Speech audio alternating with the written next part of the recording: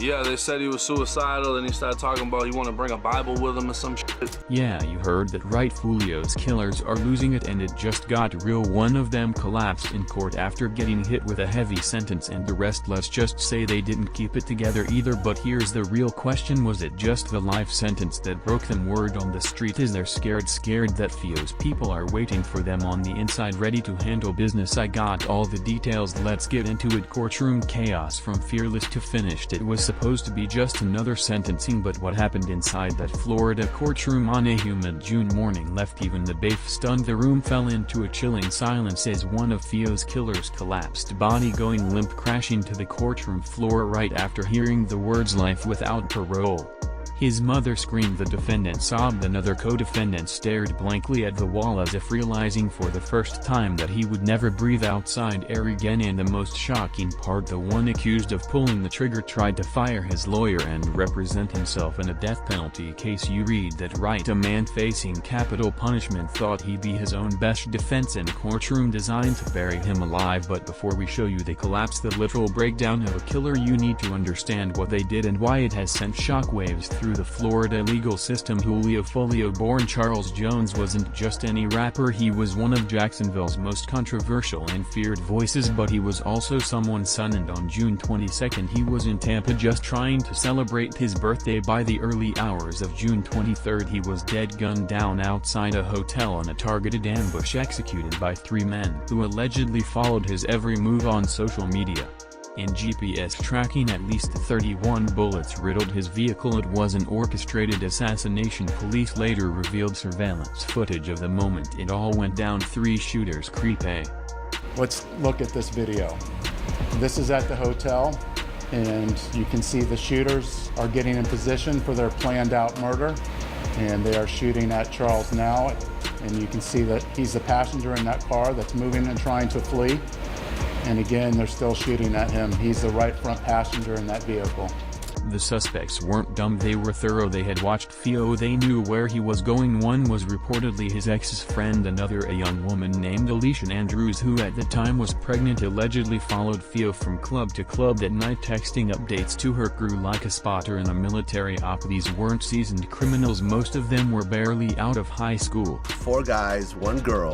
The girl's pregnant currently, which makes it even crazier. One of the guys, when they were arresting him, I guess he had a gun to his head. Did you hear this whole story? Yeah, they said he was suicidal, and he started talking about he want to bring a Bible with him or some shit.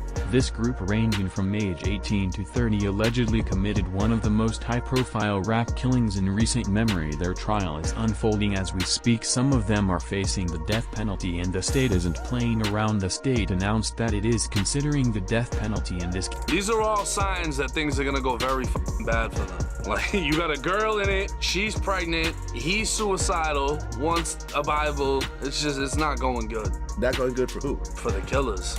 Now here's where things get even darker. One of the primary defendants, Rashad Murphy, fired his lawyer. He submitted a request to represent himself in a first-degree murder case that could end in lethal injection. The court warned him, his lawyer warned him, but Murphy persisted. Rashad Murphy submitted a request for a speedy trial and, in a crazy twist, also asked to get rid of his lawyer. This same man also filed handwritten letters to the judge complaining that he was being treated as if he's already guilty. He claimed he wasn't allowed to make phone calls, write letters, or prepare for his own defense. He begged for access to legal documents. Some think it was a ploy, others believe it was a man already cracking under the weight of what he'd done. One of the reasons Murphy may be spiraling, the evidence against them is overwhelming. Well, it's not like they're gonna get off for this. No, they got so much evidence against them. Like, when you go through it, you can pretty much just, all right, pick a prison. Where do y'all want to go? It's just not, you can't even come up with a defense for them. Investigators obtained drink camera footage of the suspects loading rifles into duffel bags, GPS data from their phones tracing every stop. Fio made text messages between suspects discussing the murder in advance, and bullet casings from the murder scene that matched.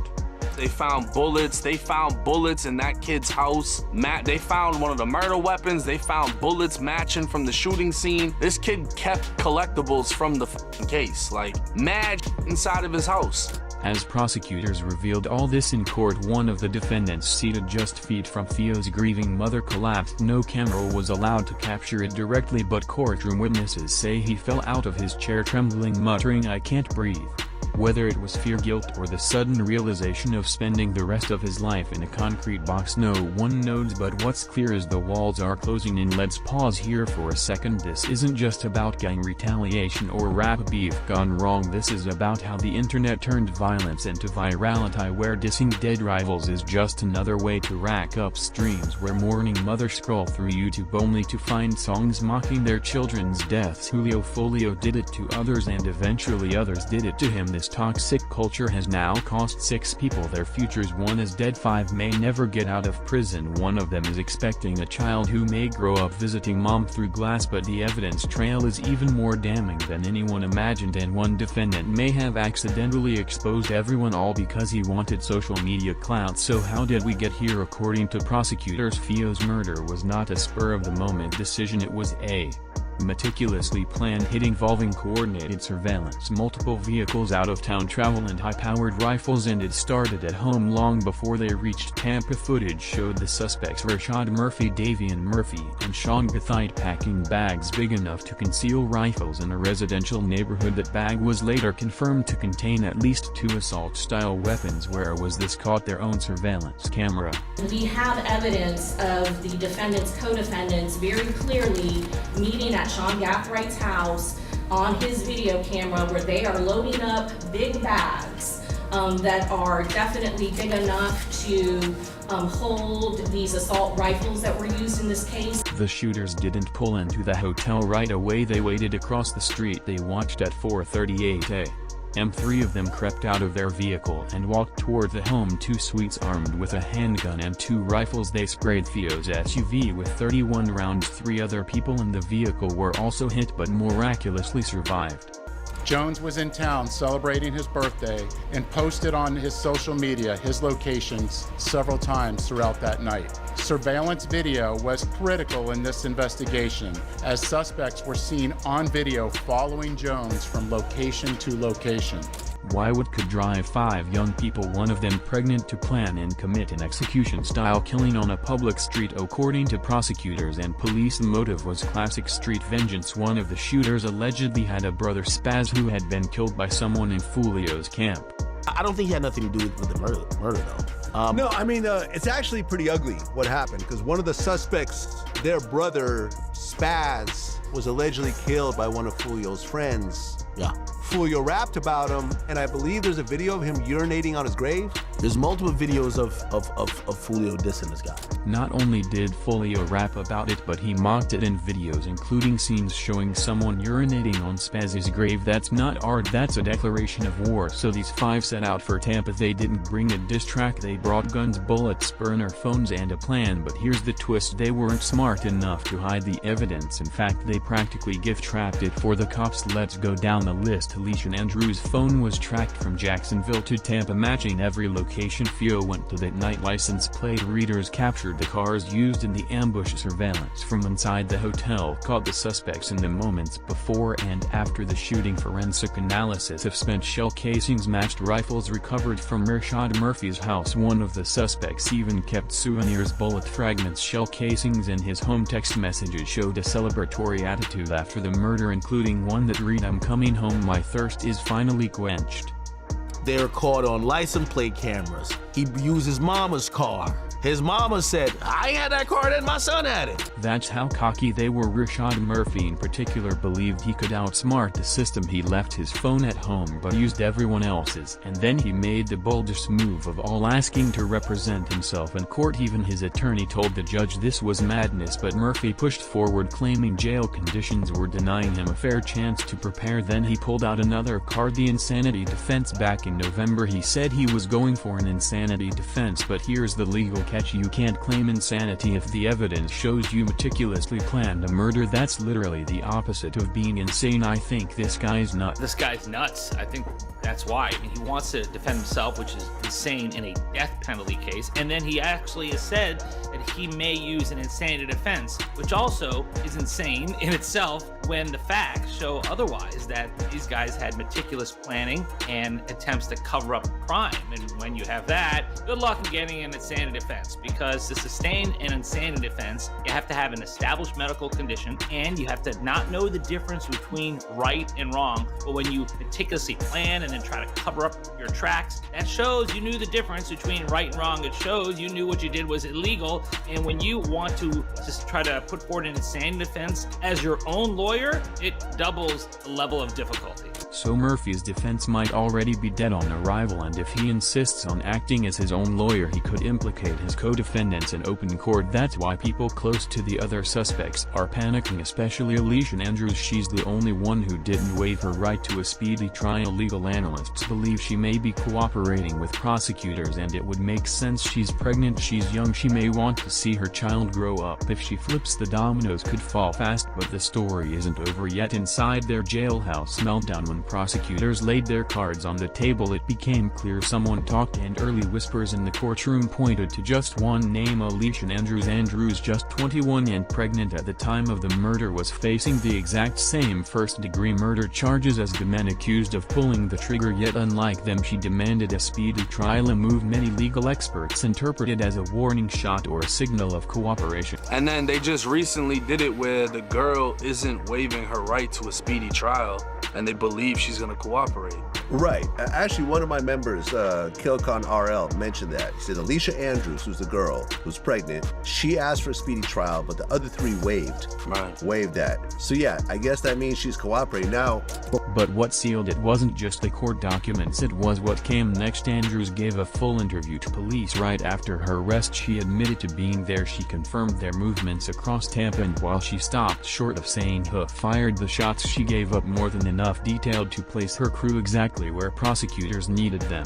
Alicia, the girl, she gave an interview with police right when she got picked up. So she's already spoke to them and confirmed, oh yeah, we were here. Investigators then used her phone's GPS history to track the group's path from club to club, B&B to hotel. She may not have pulled the trigger, but Andrews played the role of modern-day recon, helping the killers trail their target digitally and physically, like something straight out of a military operation, but far more senseless. And prosecutors aren't just stopping at Alicia. In a ruling that's rattled defense attorneys, the court approved the use of prior gang-related killings as admissible evidence, specifically to show motive. I do find, generally speaking, that this is evidence that does help create motive and intent and explain the crimes charged. The reasoning: Foolio's murder was not an isolated event, it was the climax of a long-running feud between Jacksonville's most dangerous rap factions, 6 Block, ATK and 1200, and these weren't artistic beefs, they were body-for-body wars where disrespect was paid back with blood. Andrews' boyfriend, allegedly affiliated with one of these rival groups, one of the shooters, lost a brother in the feud. That brother's grave desecrated in a Foolio music video. The judge allowed all of that to be entered into the record. This is something in Jacksonville that is very well known.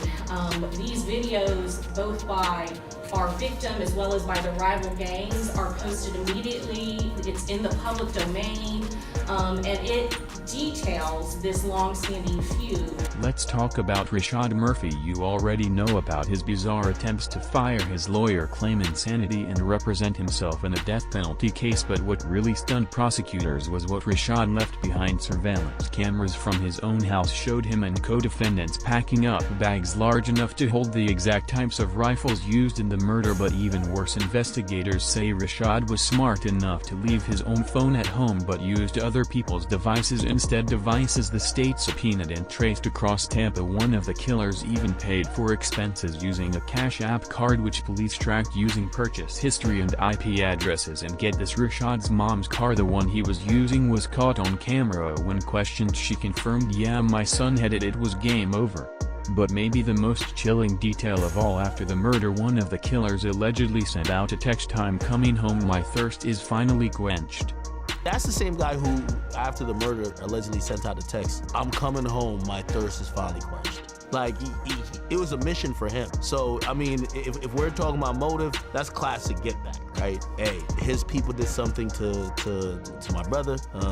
They kept laughing about it. They've desecrated his gravesite. This is a rapper who's been known to make videos at gravesite or laugh at the dead. Now we get to laugh at it. A declaration, a celebration, and a confession. This entire tragedy is fueled by something far bigger than 5 reckless people. It's a culture that turned funerals into marketing and death into content. Foolio himself participated in it. He mocked dead rivals. He filmed videos at their grave sites, but in doing so he lit a fuse that ultimately exploded with his own name etched onto a toe tag. The shooter's kids, one of them just 18 years old, with a history of other alleged shootings stretching back to when he was 17. What happened in 5 years that turned a boy on Twitch into a boy with a gun? The police, they didn't stand a chance at stopping it. The real tragedy here is how preventable this all was, how social media became the new street corner where threats are delivered in captions and retaliation measured in likes and shares. Florida's law enforcement is bracing for more violence. Investigators believe the gang war may not be over. There are still people out there, people with guns, with grudges, and now with martyrs, but the state is drawing a line. They want this case to be the one that sets the tone, from rap beef to life sentences. What does it look like when a man watches his future vanish? When Hillsborough County prosecutors finally brought the defendants into court one by one to face their fates, it was unlike anything local reporters had seen in years. This wasn't just a legal proceeding, it was a reckoning. When Sean Gathright, just 18 years old, was told he'd be spending the rest of his natural life in prison, he didn't flinch at first, but then came the details: the surveillance footage, the firearm forensics, the text messages, the Cash App receipts, every piece of evidence stacked like a wall around him. Witnesses in the courtroom said he slumped forward,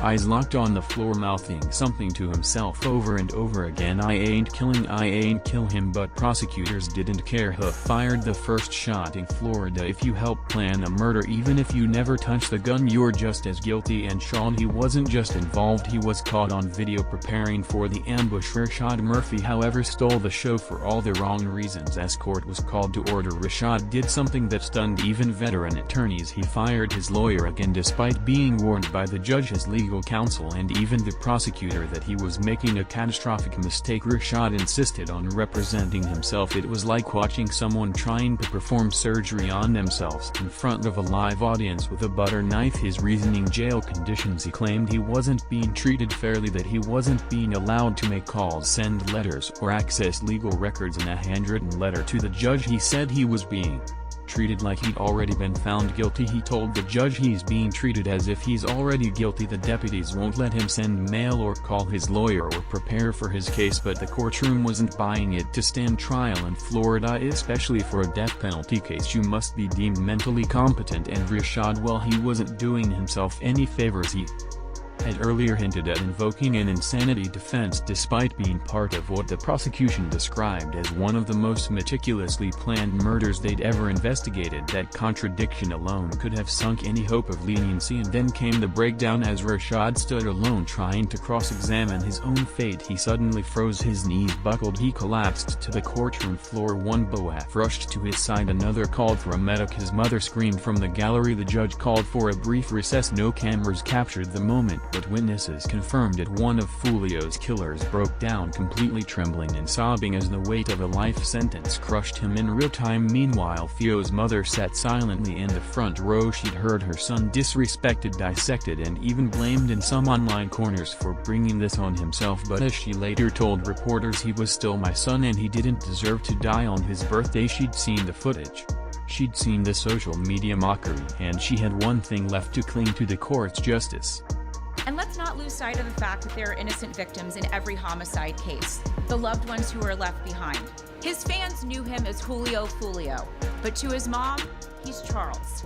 We're fighting to make sure that she gets justice. But even justice felt cold, because what no one talks about, what doesn't trend on Twitter or go viral on TikTok, is what happens after the shooting stops, after the sentencing, when mothers go home alone replaying the surveillance video in their head, when a child grows up visiting their mom through a thick glass window because she followed a man who chased fame by chasing a body count. This case is the perfect tragedy of our time. Clout killed Foolio, loyalty buried portrayed the suspects, and TikTok turned it all into entertainment. There's one more chilling layer. Investigators now believe that young and Ace Foolio's most public rap rival may have been aware of the killing in real time. In a shocking twist, DJ Academics revealed that the police were executing the simultaneous arrest raids at the exact moment he was interviewing young Gene Ace. The moment Young and Ace was sitting with me for the interview, the cops were raiding the guys. The exact moment.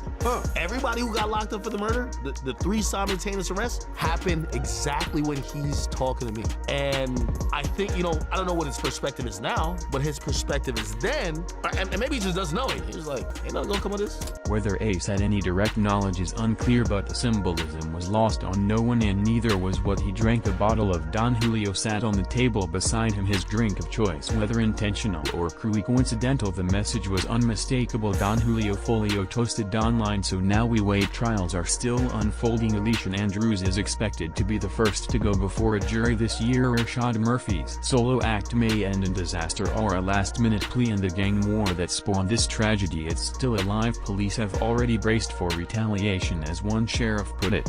Unfortunately, I think young people think this is a game.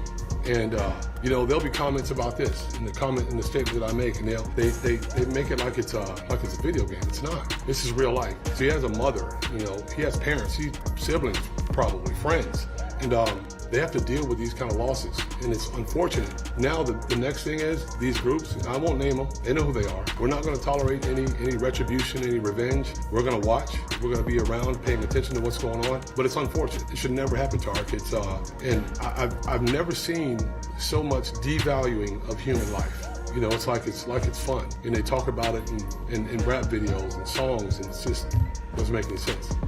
This case was never about rap, it was about power, revenge, ego, and who gets the last post. The courtroom has spoken, but in a world where music videos are murder diaries and funerals are live streamed, who's listening? If you enjoyed this, the next video is just a click away. Check out the recommendations on your screen now for more similar content.